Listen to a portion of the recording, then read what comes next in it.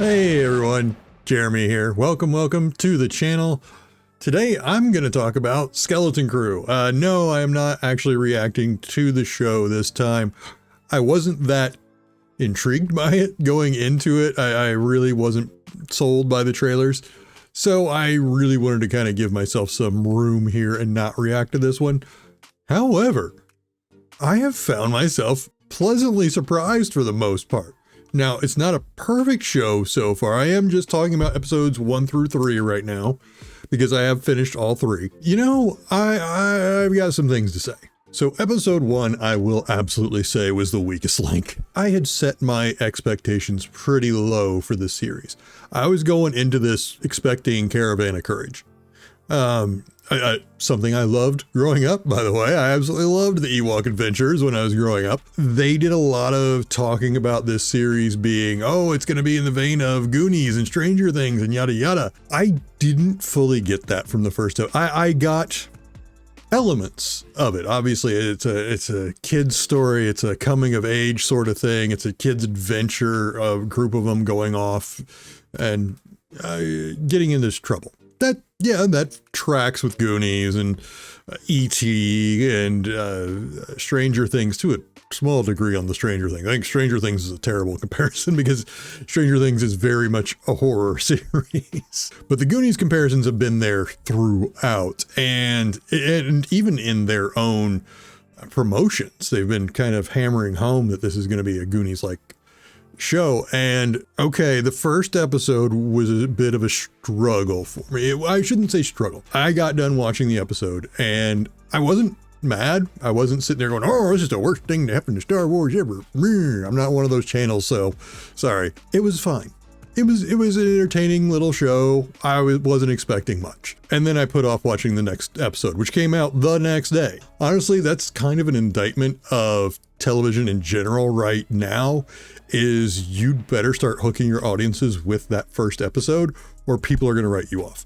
There's just too much content out there and our time is too limited and being pulled too many different directions.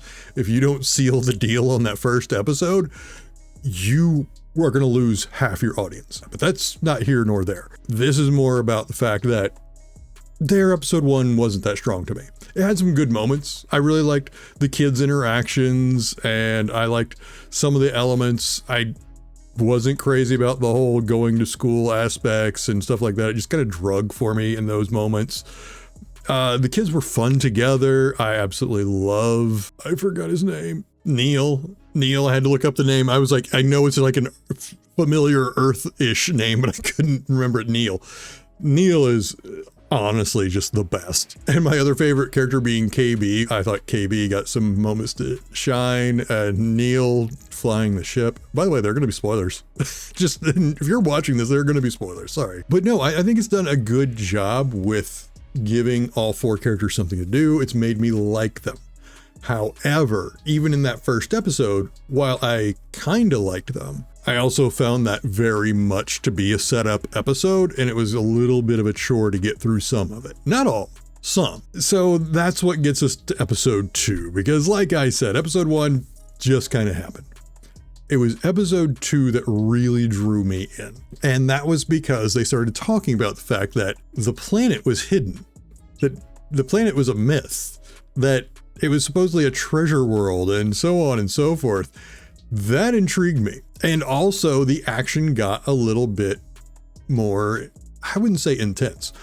One thing I do want to say about that first episode is it had a pretty intense opening action sequence, which I was kudos. I didn't think they would put that in a Star Wars, essentially aimed at younger viewers, truly aimed at younger viewers, not necessarily the whole general audience, but specifically aimed at younger audiences. I was surprised they went as hardcore as they did. I mean, hardcore for Star Wars anyway, where, you know, you had people getting shot and left and right and pirates taking over the ship.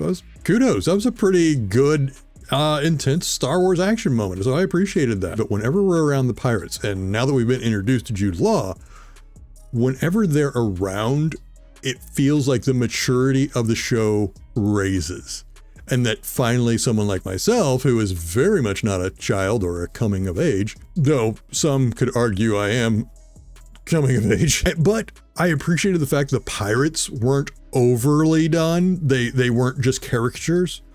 Some, a little bit. They aren't too over the top. They're almost there for some of it. Oh, and 33, fantastic. Why are the droids always awesome in Star Wars? Because they just are. 33 is great. I did not realize he was played by Nick Frost or voiced by Nick Frost until now. I just looked up his name. That is fantastic. That is fantastic. I love that he's voiced by Nick Frost. And that is a character that is hamming it up. That is a character that is a caricature of a pirate.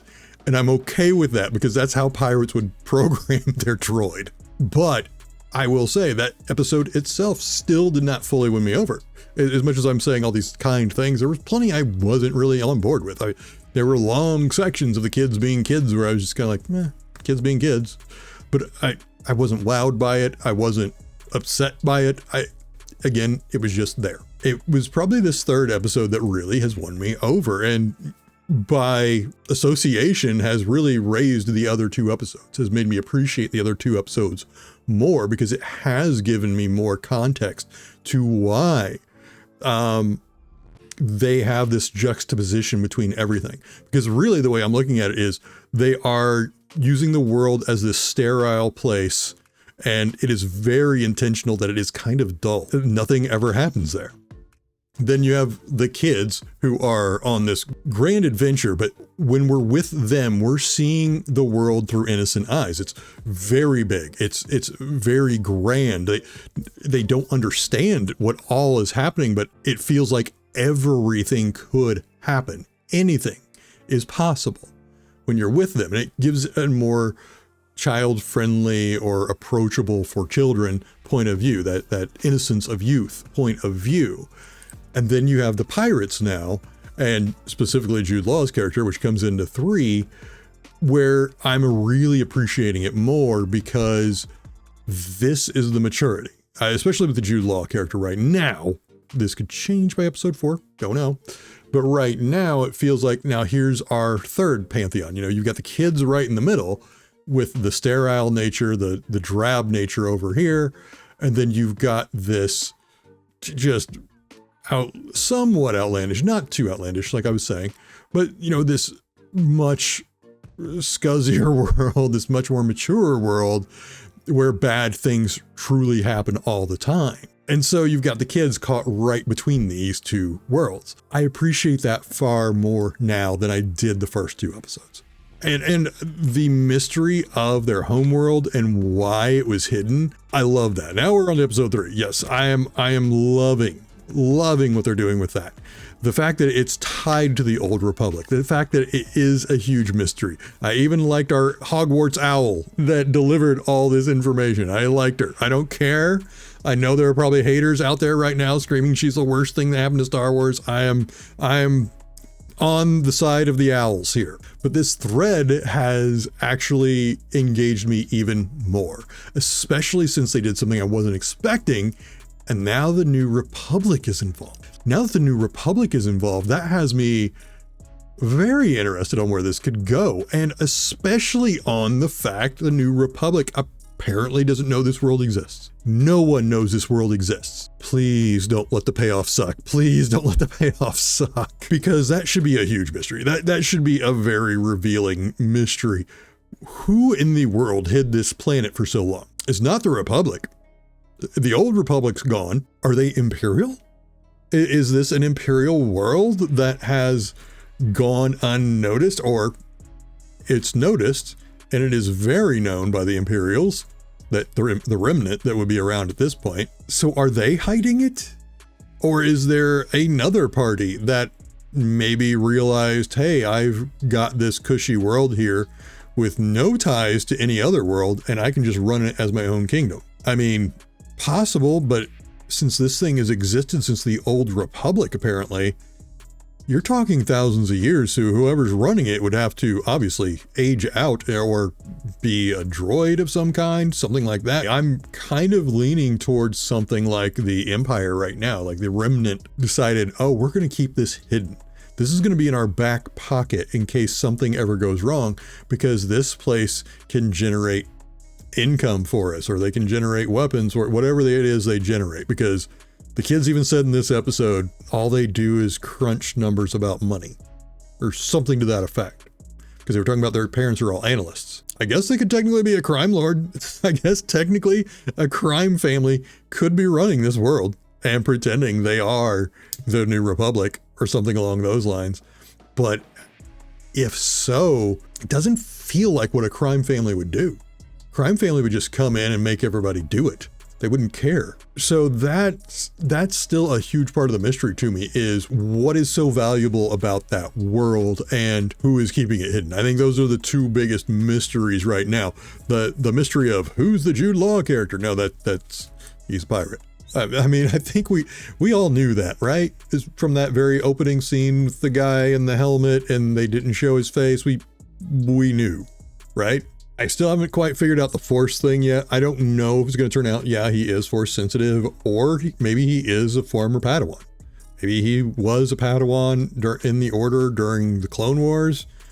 Everything happened and he went into a life of piracy. Or, he just has some sort of technology he's using to do all that stuff. But I don't know what that would be in this case, because I know we saw Kumail do it in Obi-Wan. Jude Law's character, Jack, he was in jail, which, by the way, a pirate named Jack. But he was in jail, so he wouldn't have the technology on him. You would confiscate that, one would assume. So my thinking is, yeah, he's a Force user, but he is probably a fallen Padawan, or former Padawan. He's the right age. I'm guessing, Jude's older, but I'm guessing he's playing 40-ish, and Clone Wars would have been 30 years ago. It feels about right. Not that ages in Star Wars have ever matched up. But anyway, those are my rambling thoughts from this first 3 episodes, at least. Again, I'm pretty content with the series, but I'm not overly joyed. Overall, I just think it's a fun little series. It's not something game changing. I don't think they've quite hit the Goonies level they were shooting for. And I don't think that's even possible, because the Goonies, there is mature content in Goonies. There is. Mouth alone is mature content. And you're not going to have that in a Disney series with kids. You're just not. But it's fun. It's especially a good drop at Christmas when parents can watch it with their kids and everybody can enjoy it for the most part. So I get it. This one's for the younger audiences, but you know what? I'm enjoying it enough as well. So what are your thoughts? Leave them in the comments below. Do you have any theories on why this world is hidden now that we know it's from the Old Republic? Did you recognize something on that insignia, or have you heard some theory that you're loving about this? And just generally, how are you feeling about the series so far? Let me know in the comments below. I didn't mention this up top, but if you enjoyed this, hit like and subscribe. It helps me out so much. And before I go, as always, please take care of yourselves, and please take care of each other. Happy holidays, everyone. Bye-bye.